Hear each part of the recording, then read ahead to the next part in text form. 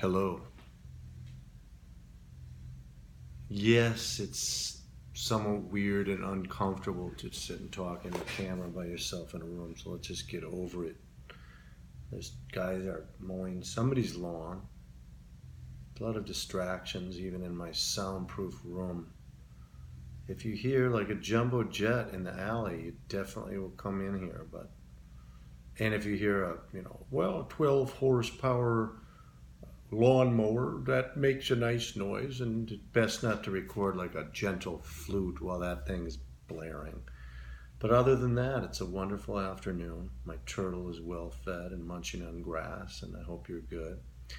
So I'm just thinking about some things today as we wrap up our summer session, and perhaps for some of you entering a fall session. I'm going to give you a reveal, an admission, at least my opinion. Songwriting is and shouldn't be the main issue in a songwriting class. I know that sounds odd because it's all about the songs. And the songs are vitally important, but the songs can never be bigger than your own thoughts. The songs, I have often said, and I just said today, it reminded me, and I have some pretty gnarly fingernails when they're not broken.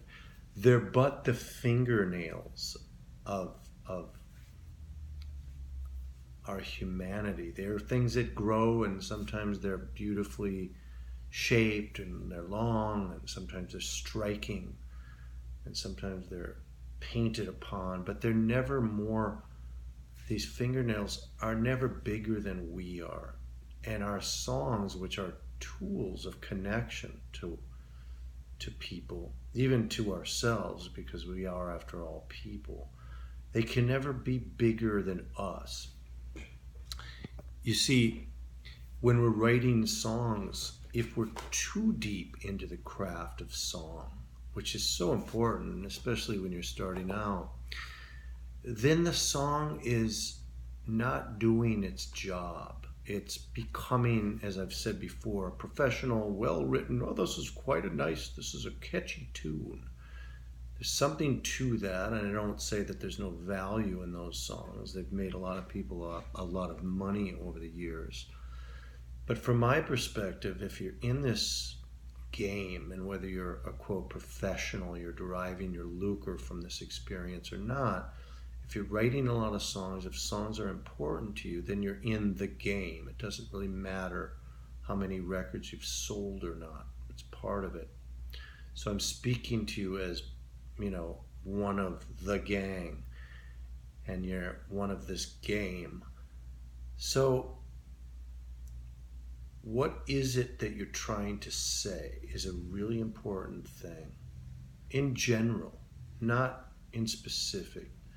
If I had to ask you right now, what was it that you thought you were doing on the face of the planet? Now, I know we've just leaped very far afield from songwriting and the technical details and what I've mostly been communicating with you in this online session are notes on songs, but I'm always doing that with an eye towards something else, and this question underpins that something. If you had to ask yourself right now, you can do so privately, you don't have to do this in front of friends and family, and certainly not publicly. What do you suppose you're doing on the face of the planet?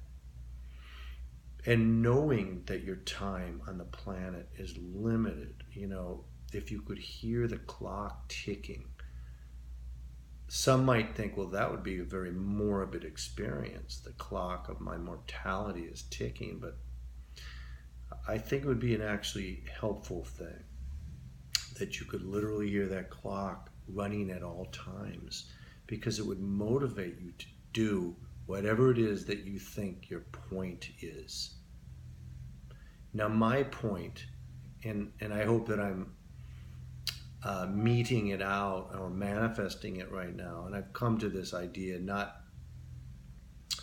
too long ago, maybe about 5 or 8 years ago, is that my purpose on the planet, and I happen to be a sort of a person who believes in a higher power, in God, if that isn't too offensive a word. It's a limiting word. I don't actually use it that much because it just, whatever, it's got a lot of issues. So I choose to use no word per, you know.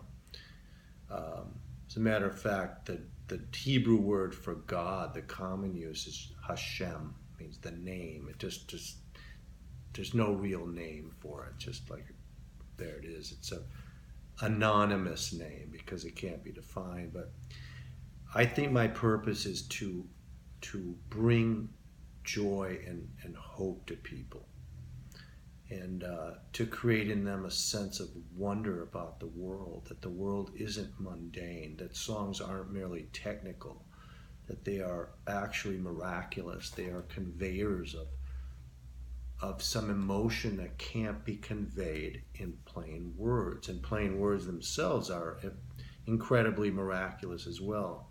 Sometimes we think about technology and we think, oh my God, this is so high tech. And there's nothing more high tech than what I'm doing right now. It is the highest tech thing ever. And I'm of the opinion that it will not be replicated or made inferior by any kind of artificial intelligence. There are those who disagree, but what the hell? You know, we're not going to get into a fight over it, or maybe we are. So if you define your purpose, and it's not something you have to put on Facebook, it could be very embarrassing, treacly. I'm just here to bring hope and joy. It sounds a little wimpy, but I found that repeating it, at least in my own mind, in every situation, it made me stronger. It made me understand even more, this I will do, and this I will not do at any cost, at any price. And when you can, without, being too sort of systematic about it or strategic about it, because I think that would destroy the purpose. If you can sort of have this idea of what you think you're doing on the planet, of who you are, of what you represent, of what you believe in, if you can have these ideas subtly seep into your songs, they will become more of your own. They will become vastly more unique. They will become more powerful, and they will have not only a greater beauty, but they'll have a utility. And again, songs are tools. They do have a utility. And I don't mean to say disparage them by calling them tools. Nothing that we see around us, it was not done with a tool. I mean, this is a tool as well. Our instruments, our musical instruments are tools, our voices. But what are we delivering? What is it that we're saying? We have all these cell phones, and Paul Westerberg, I can't remember exactly what the song was. It's like, what do you say to an answering machine? This is back in the time when that tape answering machine. He had so much to say to his his girlfriend or something, and how do you say it into a machine? But machines are conveyors of these emotions, all the machines. So, this is a little esoteric for the last week of this session, but I do want I want you to think, if you're taking the time to sit with me here, which is nowadays, if you go over 2 minutes, you're way over. So I'm 9 minutes and 24 seconds. I'm going to wrap it up in 10 even, so I don't go too long, but I have a great 31 seconds now to talk, so bear with me. I want you to let that idea seep in. And for those of you going into the next fall session, which starts whenever, October 9th or something, I want that to be a bigger part of what we are all doing here. That there's craft, but that the craft is in service of something bigger. And that's all I'm going to say.